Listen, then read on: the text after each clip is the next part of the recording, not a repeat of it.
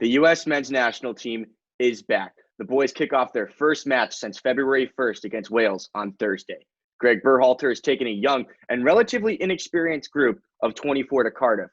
With that being said, we got a ton of stuff to talk about. We're back with another episode of Stars and Strikes, the Road to Qatar 2022.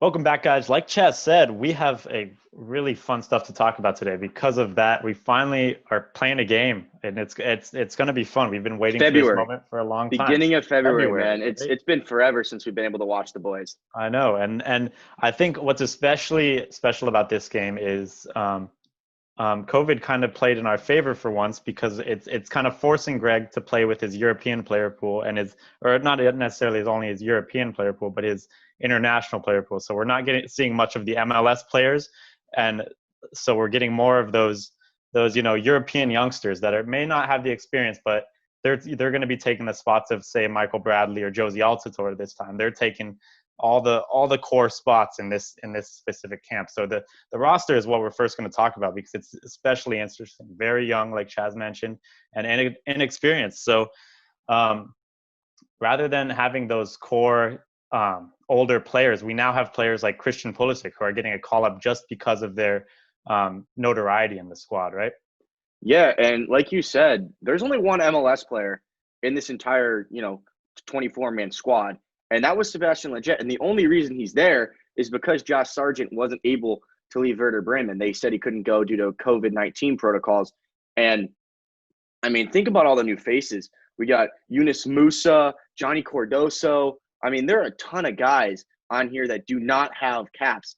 I mean, if you're just looking at the squad, I'm counting 1, 2, 3, 4, 5, 6 players, right? 7 players, 6, 7, or 8 players 9 players. Geez, 9 players that do not have a U.S. men's national team senior team cap. And that is incredibly exciting. And, I think Greg Berhalter has done a good job of getting the youth guys in there. And there's, one pretty much experienced player, and then that's Tim Ream. I mean, the whole reason, like you said, Pulisic's in the squad is because of his experience and to be the guy that those players look up to.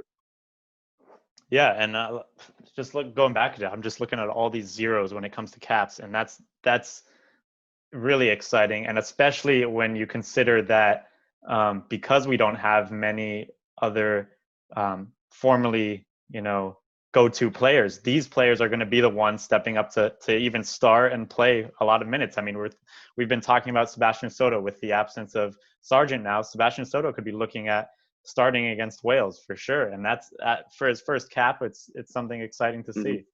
And there, some guys that have a lot of caps in there. I mean, or that we've been talking a lot about recently. I mean, just look, Gio Reyna. That's the main guy I think we're all really excited to see. We're finally going to get to see him in a U.S. men's national team shirt. I know we were all hoping we'd be able to see him play with Christian on the field at the same time. However, just because of his fitness, it doesn't seem like that is realistically going to happen. But at the end of the day, we're going to see Gio in a U.S. men's national team shirt. And then a lot of guys, we talked about Chris Richards. He had that great assist in his Bayern Munich first start. Sebastian Soto, Conrad De La Fuente, another Barcelona guy. And then you got some guys that we haven't really, talked about that have flown a bit under the radar there, getting a call up, like a guy like Richard Ledesma, who's been playing really well for PSV over in the Netherlands. Johnny Cardoso, who plays in Brazil with Internacional. And guys like that, that really are going to have a real chance to cement themselves with Greg Berhalter and the U.S. men's national team fans. Yeah, exactly. And another one of those players that we should just talk about is Tim Weah, because I've seen a little hashtag trending on Twitter, free Weah, because he's kind of his minutes are pretty scarce when over at Lille right now, and now is the chance for him to bring him back to the national team, where Greg's even said that he has a role to play with us. Greg said that he could be the number 9, whether we may see that with Sargent's absence, or maybe out wide where Pulisic would play. So it's something really exciting, because we've been so deprived of minutes in Europe from him, but we know he has quality, and we're excited for him to have a future with the national team. We know he's with us to stay.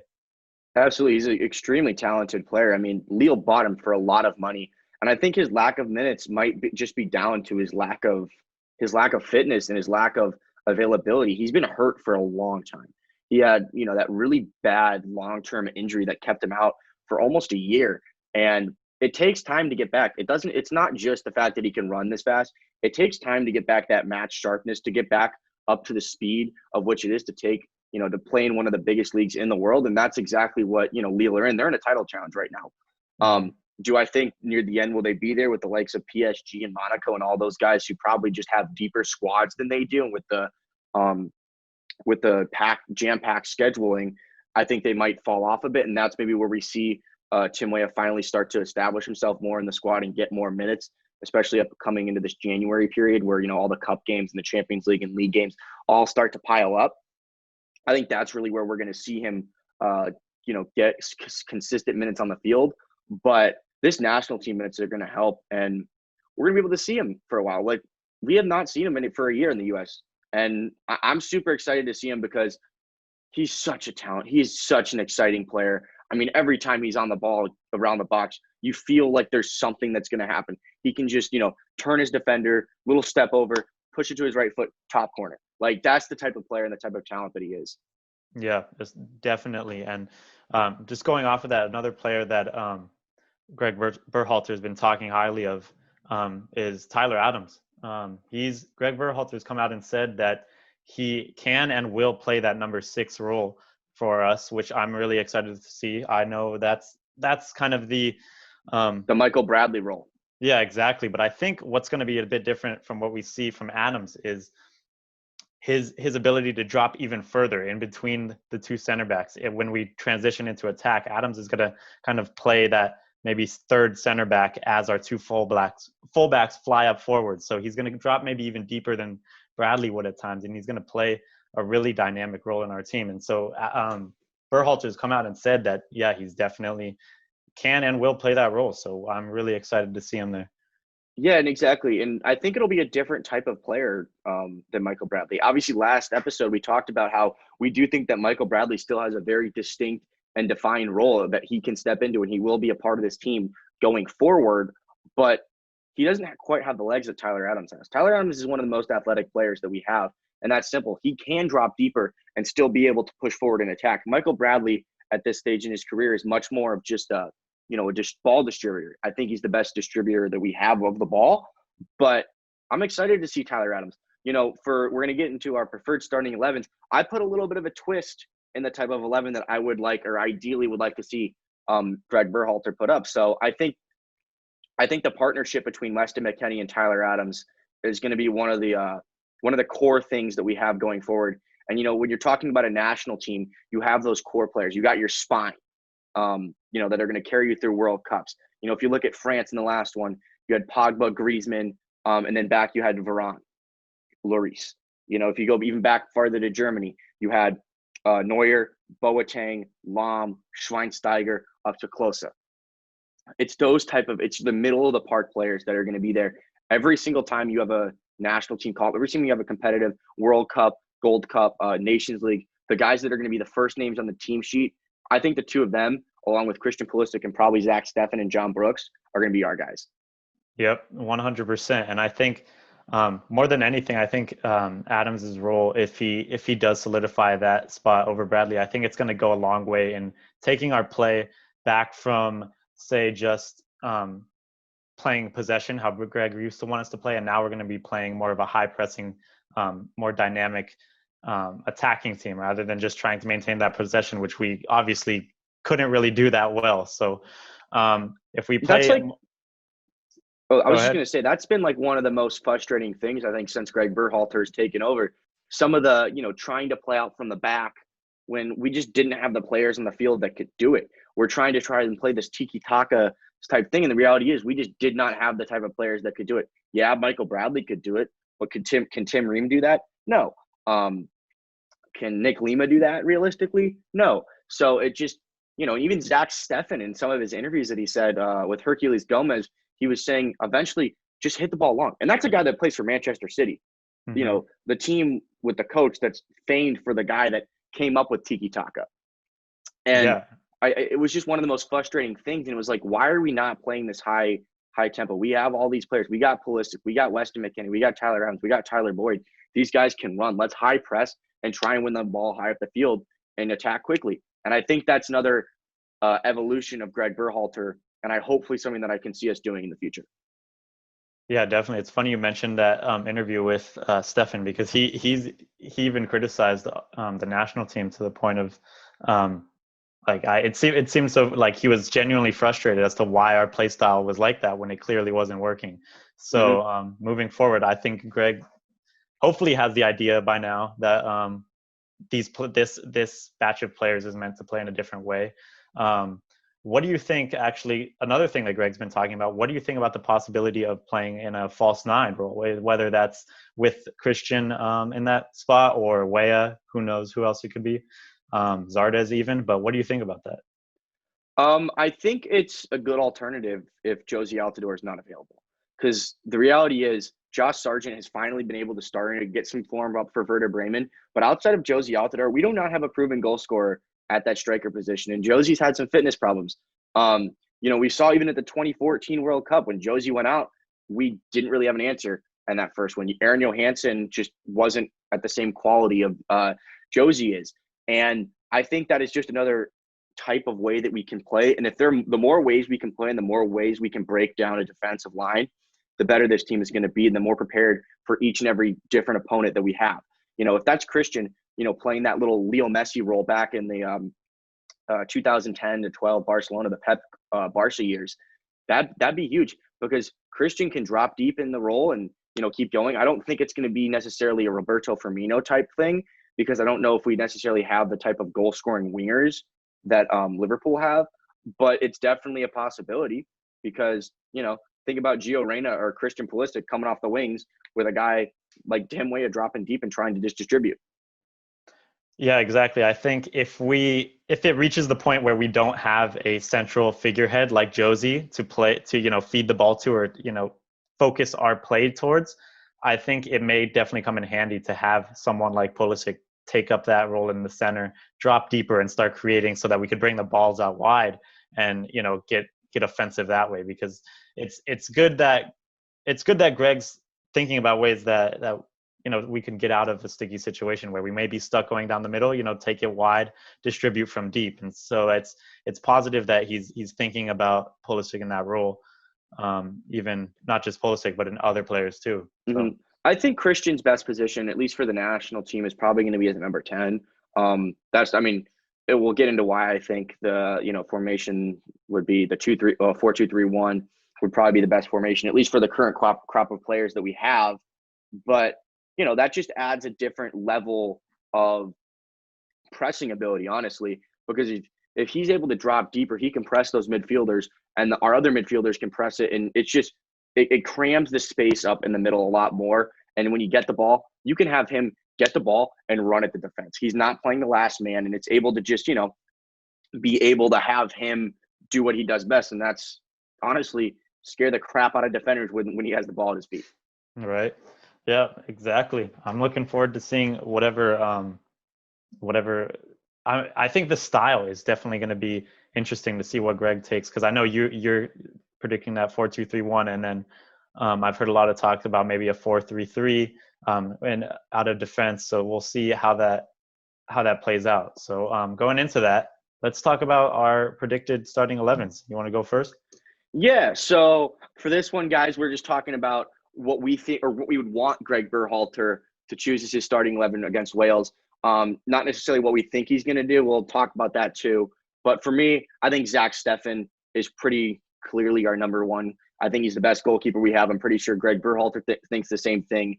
The other guys at the end of the day just aren't up to his quality. He hasn't played a ton for Manchester City, obviously, because he's behind Ederson, but he's clearly our number one. In defense, I got Serginho Dest at right back. Chris Richards from Bayern Munich. I want to see him play center back. It's something he can do. Obviously, this season, when he did play for Bayern in that game where he had the assist to Lewandowski, he did play out at right back, but he's a big, tall kid. I think he could play center back. Greg Berhalter has also said he could play center back. John Brooks, and then Anthony Robinson, who's been playing a lot of minutes so far this season for Fulham. He started 5 straight games in the Premier League for them. In midfield, again, I said I want the 4-2-3-1. So I have the partnership of Weston McKennie and Tyler Adams. And then across the front three, Gio Reyna on the right, Christian Pulisic down the middle, Conrad De La Fuente on the left. I don't think Christian's going to be fit enough to play, but in an ideal world, I can't wait to see Christian and Gio interchanging, doing all kinds of things, and I just can't wait to see that hopefully happen. And then up top, Tim Weah. Yep, and that's definitely one thing that's been frustrating. Not just waiting from February. We expected to see this. This was like our chance to finally see Gio and Christian play together, but I guess we're gonna have to wait even longer for that. Christian's still there.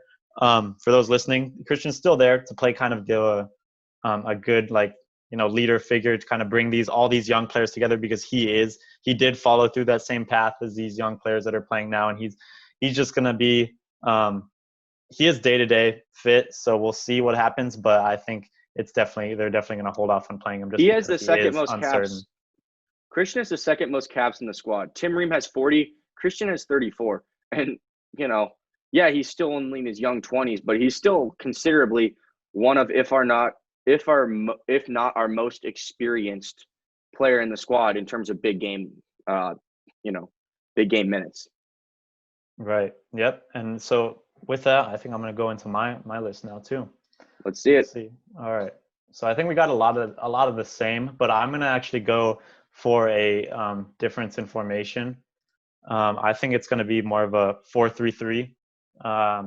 Personally, I think that in defense, especially, we're going to go to like I mentioned earlier, with Adams as that 6, we're going to go towards a 3 in the back while our wing backs go up. So with Dest and Robinson may be lower down the field, but I think it's definitely going to be Destin Robinson on either side. Destin's going to definitely be higher, getting into the attack, free-flowing, more creating stuff like he does with Barcelona. But Robinson being more defensive, he's definitely going to be, a bit later into the attack. I think the stability, having Adams deeper down in transition, that's going to give us the opportunity to do that. And obviously alongside Adams is going to be McKennie, being a bit, box to box, doing what he does best, breaking down, being tenacious. And then kind of my wild card, which I'm looking forward to seeing, is Musa, because he's getting that call up on under the context of, debating his nationality between Ghana and between England. And I think what this call up for him is all about is telling him, it's Berhalter telling him, look, we want you as an American player. We have a spot for you, and we are going to put faith in you. So I think starting him against Wales is exactly the message that Greg is going to want to send. I don't know if it'll happen, but that's definitely what I would want to see. Eunice is definitely going to be a player there, and we're going to talk a lot about him on this show coming up pretty shortly. Mm-hmm. And just going, so I think that midfield is going to consist of Adams, McKennie, and then Yunus Musa. Finally, then going up top, but I would prefer, in an ideal world, it would be Reyna, Weah down the center, and then Pulisic on the right or on the left. So obviously there's issues with that, but in an ideal scenario, that's what we've been wanting to see, or at least what I've been wanting to see. And one thing we both put Tim Weah up at striker. Obviously, Josh Sargent unable to be involved with this November camp and these upcoming friendlies. Why do you want Tim up front? He's one of those young players that we've been teased at for so long, and we've seen his quality from time to time. Like you said earlier, he is a brilliant player on his day, and that following that injury, it was frustrating because we knew what the talent that we had on our hands. We see Sargent, and we know the kind of player that Sargent is, and I feel like comparing Weah to Sargent, Weah has a much higher ceiling, and we know the player that Weah can be, and me personally, I want to see every bit of that we can get, so that we can have him develop and further solidify maybe that he is the future of leading this line for the national team. So to me, it's just a lot about who I am most ambitious towards, because I think Weah is that player that holds the most ambition towards being our leading man down the center. Mm-hmm. And without Christian, most likely he won't be in the squad.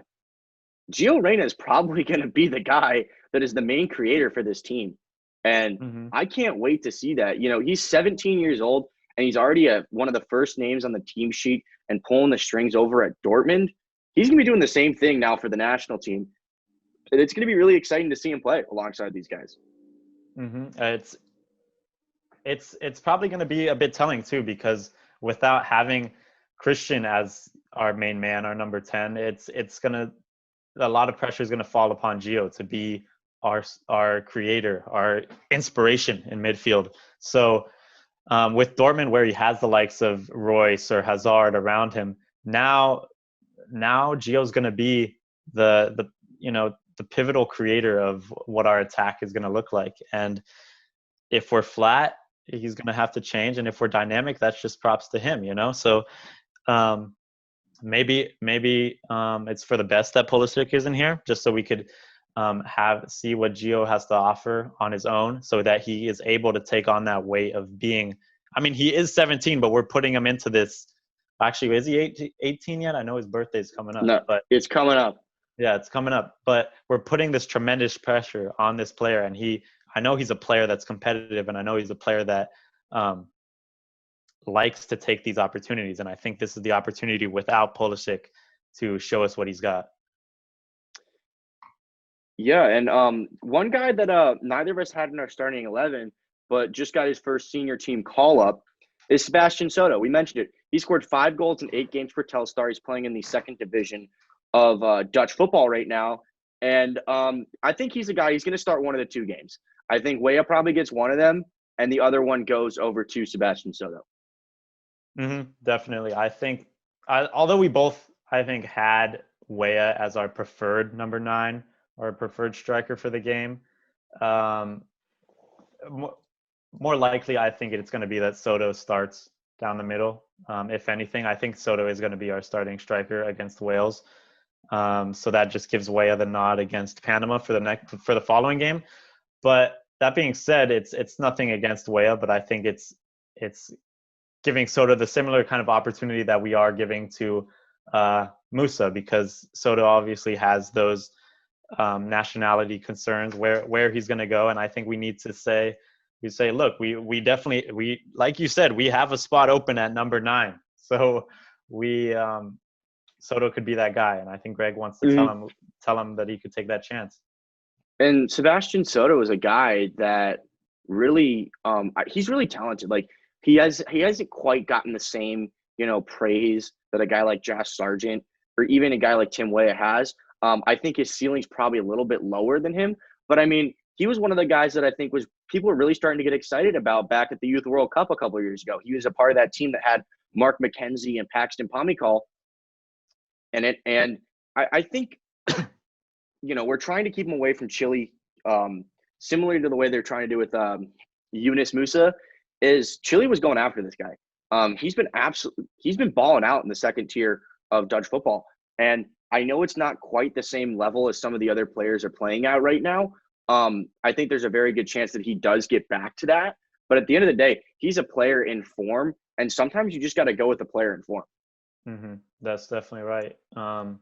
Can we just talk about the fact that we are at the level now that we are fighting for players with some of the best football playing nations in the world? I mean, Musa, obviously, maybe it's not as encouraging of a prospect to go after caps for England, but he's considering playing for the United States over England, which is his where he also has citizenship. And I think that's really cool. And it's a testament to where this team is going, is the fact that young players are choosing us. Maybe it's because of the opportunity that we hold for them, but also I think it has to do with the fact that we are on the right track now, and that we have a chance to make these players a star. And think about it. We might have 2 Barcelona players on the field at the same time. How many nationalities outside of, the top ones in the world, like Spain and France, can say that? There's not many. Obviously, Conrad de la Fuente is not quite as an established player as a guy like Serginho Dest, who's starting to become their everyday right back or their everyday left back as he's starting to displace the likes of Jordi Alba and Sergio Roberto. I just think that's really cool. And I think that's huge testament to the way that we've been able to develop talent in recent years and just how good this team can be in a few years. Yeah, exactly. And I mean, not even just a few years from now, but coming up to this week's game, I'm definitely, maybe it's just the fact that I'm biased and I'm expecting a lot out of these players, but I think it's going to be a huge telling sign to where we're going in the future, how we play against Wales this week, because we have a lot of the puzzle pieces here. I mean, in Cardiff right now, and they're ready to play, and it's time that we start showing the world like this is the project we've been working on. This is the first time that we've had the majority of these players together. The project that Berhalter's been trying to put out. So it's time we start showing that. Yeah, and in Greg Berhalter's press conference, he said he really hasn't had a ton of time with these players. They're really only going to have 3, 4, maybe some of them maybe 5 days based on when their COVID tests and their isolation periods went up when they had to come back. And I think there's a definite possibility that we see a much better team performance, regardless of the opposition quality, against Panama the second time around, because they've had that ability to start more training matches and then actually play together more in training and on the field against Panama than opposed to against Wales. Yeah, definitely. That's I think, for one, that's definitely true. And another thing is that, which I'm actually kind of questioning now that you mentioned that.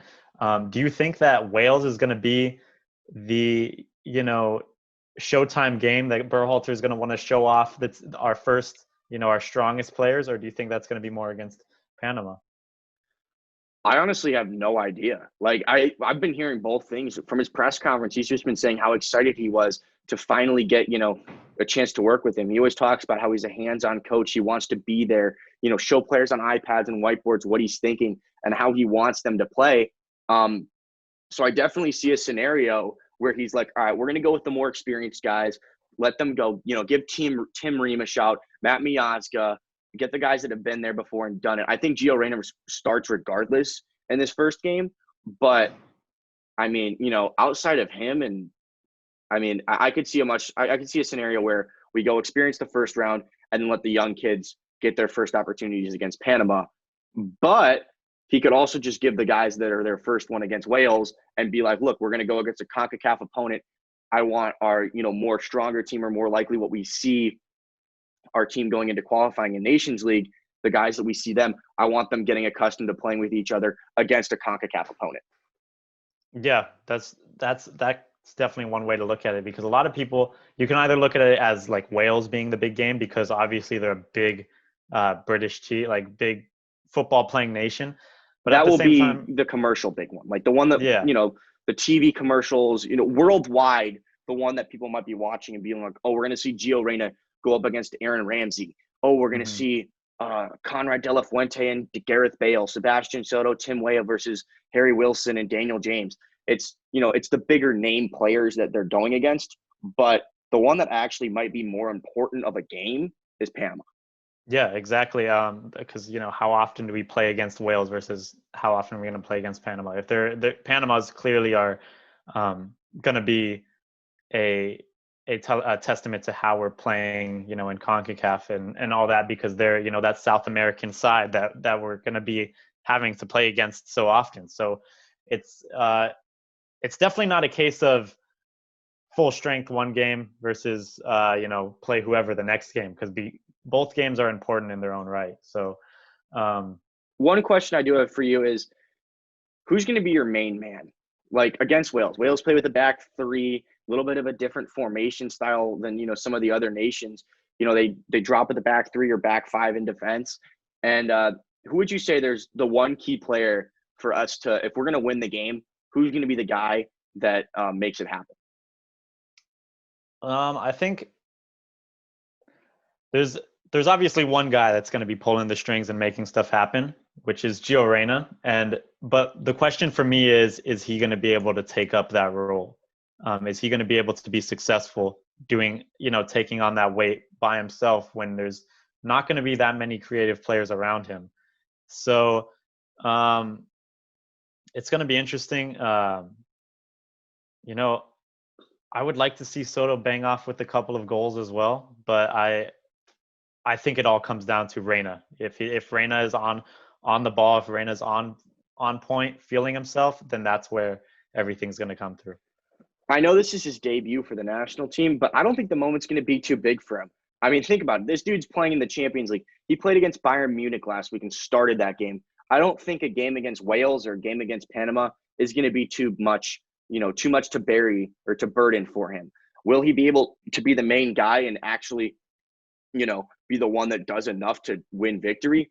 We'll have to find out. Is he ready at that stage? I think he is. I think he's that good right now. I think if we have all of our players, all of the best players from every country that we can do, and if there is we're playing Mexico in World Cup qualifying tomorrow, I think Gio Reyna slots into that team. Yep, but I would agree. Another guy that I think to watch, Sergiño Dest. He's been playing a lot of really good ball for Barcelona this season. He's been one of their bright spots. As early in this season, Barcelona weren't quite exactly where we're accustomed to seeing the Camp Nou team. And I'm excited to see him. Wales play that back three.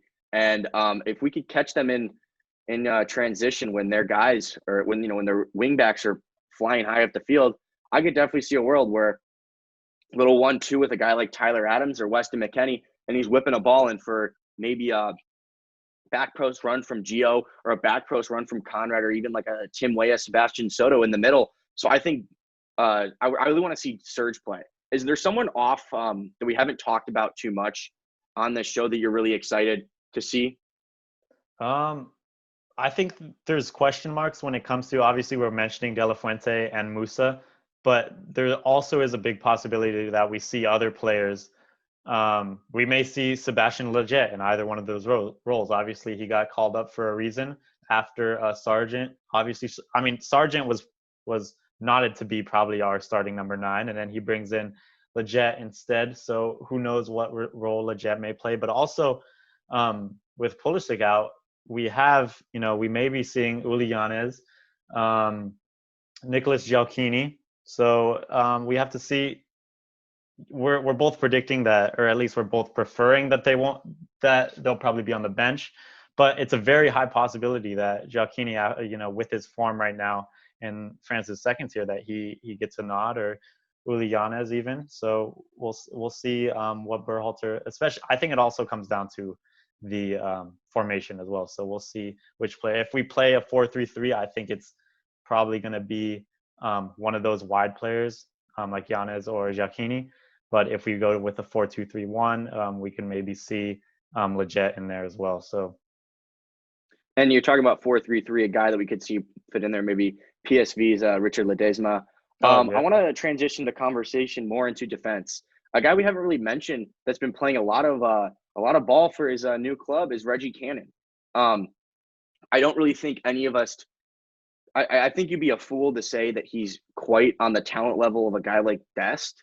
I don't think that people would say that he's quite necessarily where DeAndre Yedlin would be when DeAndre Yedlin's fit and firing. But we haven't talked about him that much. And we put Serge out on the right side of defense to put in Anthony Robinson, who's been playing for Fulham. Do you see a world where maybe Serge plays left back and then Reggie goes over to right back? Yeah, I could definitely see that. Like I mentioned earlier, I think if when Dest is flying high up the field, Robinson is going to be the player deeper down, more defensive. That's just the nature of the player that he is. But if Berhalter is looking for something else, it may very well be that we get Reggie Cannon in so that we have dynamics on both sides, and it'll be interesting. Oh, you go. Sorry. I was just going to say it'll be interesting to see because obviously Dest's preferred position is the right, but he can play both, so we can definitely go either way. And like it's another testament to what you said earlier. The more ways we have to play, the better, and this is proving exactly that. I think John Brooks is our preferred left center half. He's been getting a little bit of hate because he made a pretty bad mistake in his last game for Wolfsburg. But at the end of the day, it didn't really affect the outcome of the match. He's a player that really just thinks needs to find his consistency with the U.S. because, when he's on his day, he's a top-class center back. He's the leader of that Wolfsburg team over in Germany in the Bundesliga. But if he only plays one of the games, a world that I could definitely see happen is to almost give Anthony Robinson a layer of comfort. Be like, hey, almost playing with Tim Ream.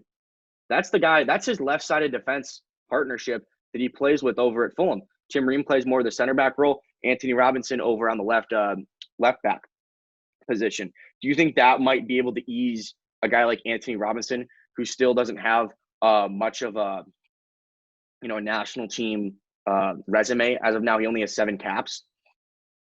Yeah, definitely. I think even though Greg Berhalter came out saying, I think he said jokingly that Tim Ream was brought in to be more of a coach, not a player.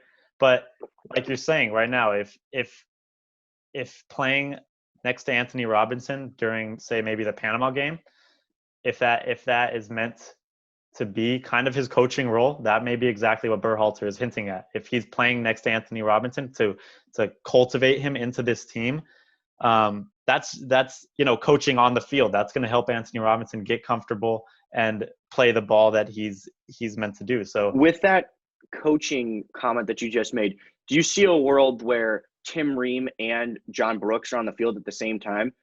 I wouldn't say that's something we won't see maybe come qualifying time when we're, the games really count. But right now, do you see a world where our 2 most experienced players in the side play on the field at the same time? I would hope not. I think Greg he's said to the press that he wants this camp to be a chance to give those young players, or even the players that haven't got experience, to play, so that further down the line in qualifying, we have a better idea of the role that these players will play in the team. So I would hope that Greg doesn't take the safe route, or even that's not a very safe route with 2 slower players. But what I would like to see more than anything is that he plays someone that's, he's giving an opportunity to someone that's not 32, 33, No, absolutely. And before we move on to our young player profile, where we're going to get into in a little bit, score prediction. Then what do you see? How do you see this match playing out? I'll keep it short and sweet. I'm not in any way underestimating Wales. I think we're all really excited to see this game from our national team level, but I think Wales is going to be coming to play too. So I think I could see a 2-1 win for the national team, United States men's national team. How about yourself? I definitely see this as a back and forth type game. I think this is a game where we will score goals. I think we got a lot of attacking talent there, but at the same time, I think there's going to be some mistakes. And a team like Wales, if Gareth Bale does see time on the field, if a guy like Harry Wilson sees time on the field, they'll make you pay. So I think we're going to win 3-2. I'm hoping, I'm expecting, I think Gio Reyna is going to get a debut goal. I think, let's say, I'm going to go with the Gio Reyna 90 or 84th minute winner on his debut.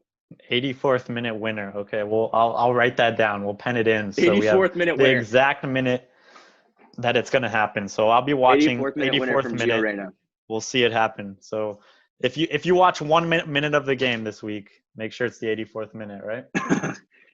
Yes, right. And like we said earlier, we're going to get into that young player profile, and this guy is one to look out for. Yunus Musa, Valencia midfielder. He plays on the right side of the midfield. Also eligible for England and Ghana. He was born in New York City. He joined the Arsenal Academy in 2012, and that's where he came up through until 2 years ago when he moved over to Valencia to get more first team moments or first team matches in playtime. Yeah, it's interesting because I've only been hearing much about him recently, and he is doing great for his team right now. It's with Valencia. He's 17 and he's starting a decent amount of games and he's getting a lot of minutes.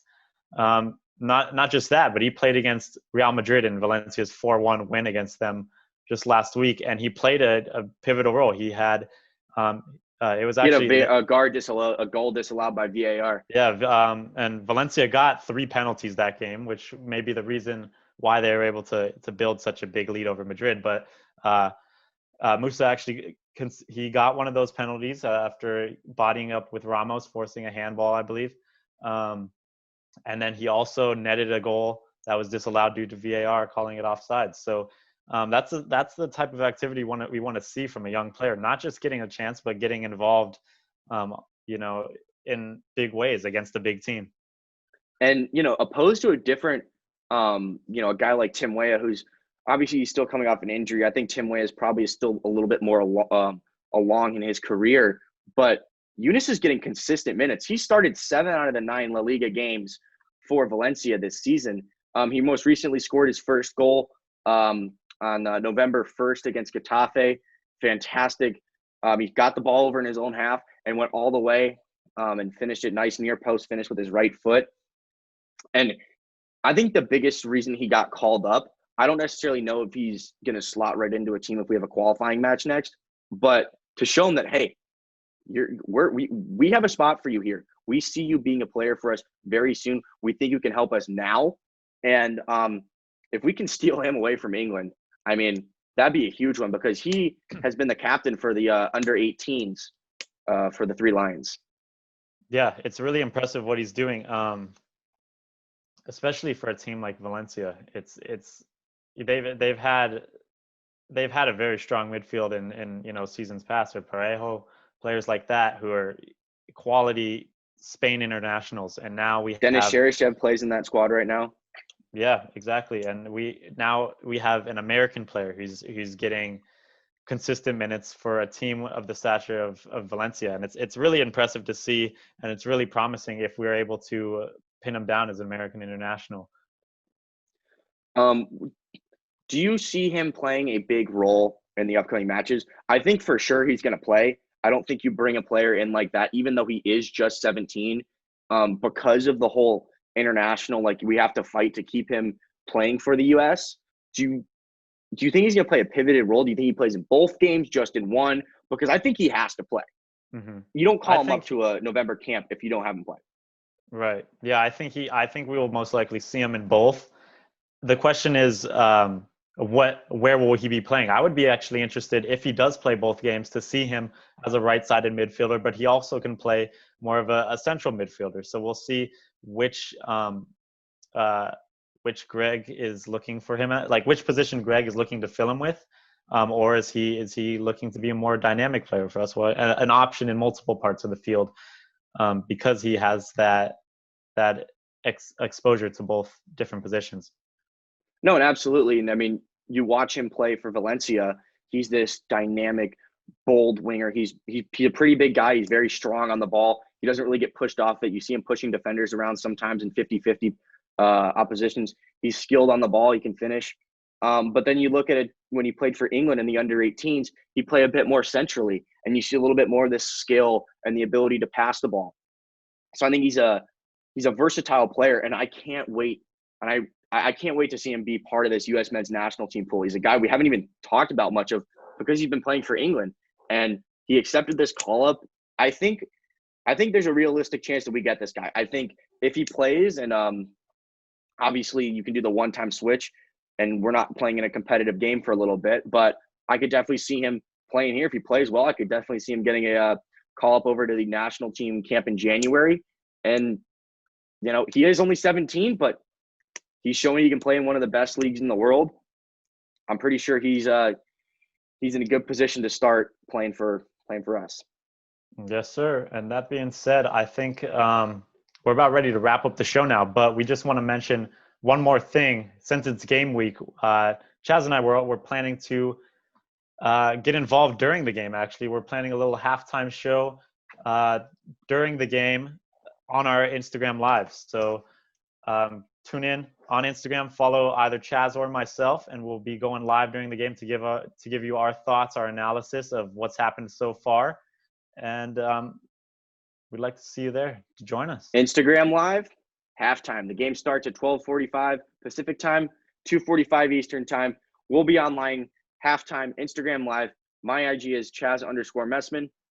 My IG is at rdeeb00. So tune in Yep, to either and one of those accounts, and we'll join you for our halftime thoughts, and hopefully you can add some of your halftime thoughts too. But until then, see ya. peace out.